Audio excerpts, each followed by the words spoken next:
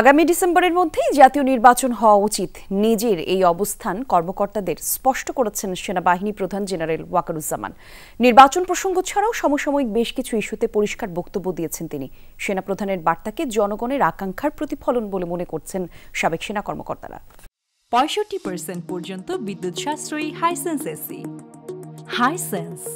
There should be free, fair and inclusive election, and that election should be within December or close to that. যেটা আমি প্রথমেই বলেছিলাম যে 18 মাসের মধ্যে একটা ইলেকশন।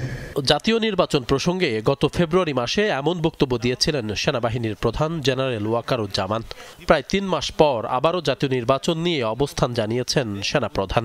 সেনা প্রাঙ্গণে অফিসার্স অ্যাড্রেস অনুষ্ঠানের সূত্রে গণমাধ্যমে গুরুত্ব পেয়েছে সংবাদটি। বলা হয়, ওয়াকারুজ্জামান বলেছেন, গুরুত্বপূর্ণ সিদ্ধান্ত নির্বাচিত সরকারের নেওয়া উচিত, আর নির্বাচিত সরকার এলে তারা ব্যারাকে ফিরতে চান। আমি চাই দেশ এবং জাতিকে একটা সুন্দর জায়গায় রেখে আমরা সেনানিবাসে ফেরত আসব।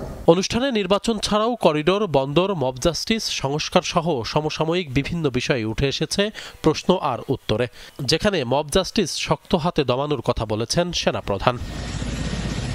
অন্তর্বর্তী সরকার দায়িত্ব নিয়েছে প্রায় 10 মাস। সময় গড়ালেও কাঙ্ক্ষিত মাত্রায় স্থিতিশীলতা আসেনি।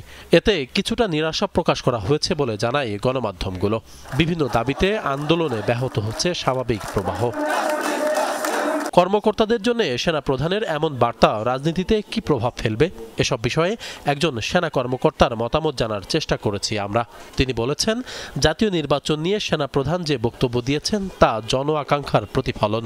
মানুষ চাচ্ছে নির্বাচন, সরকারও বলেছে নির্বাচন দিচ্ছে। উনি যেটা বলেছেন যে ডিসেম্বরের ভিতরে হওয়া উচিত, যেটা উনি আগেও বলেছেন, এবং ডিসেম্বরের ভিতরে হওয়াটাই এটাই বাঞ্ছনীয়।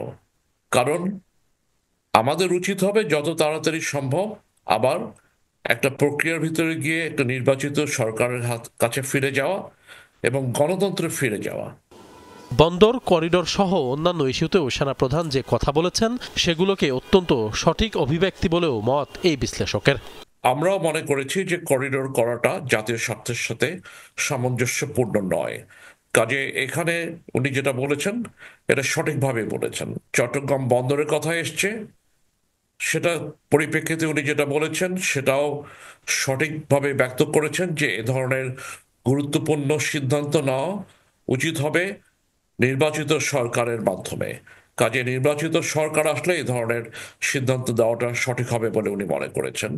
গুরুত্বপূর্ণ কিছু বিষয়ে সরকারের মধ্যে সমন্বয়হীনতা লক্ষ্য করা যাচ্ছে উল্লেখ করে সাবেক এই সেনা কর্মকর্তা বলেন, এটা মানুষকে বিভ্রান্ত করে। একই বিষয়ে 3 ধরনের ব্যাখ্যা পাওয়া যাচ্ছে। এটা মানুষকে বিভ্রান্ত করে, এখান থেকে ভুল বোঝাবুঝির সৃষ্টি হয়। আমরা আশা করব যে ভবিষ্যতে এসব ব্যাপারে, বিশেষ করে যেগুলো স্পর্শকাতর ব্যাপার, সে বিষয়ে আরো সমন্বয় থাকবে। সেনাপ্রধানের বক্তব্য সবাই উপলব্ধি করলে জাতির জন্য মঙ্গল হবে বলেও মত এই সাবেক সেনা কর্মকর্তার। মবের কালচারের জন্য। আশিক মাহমুদ, যমুনা নিউজ, ঢাকা।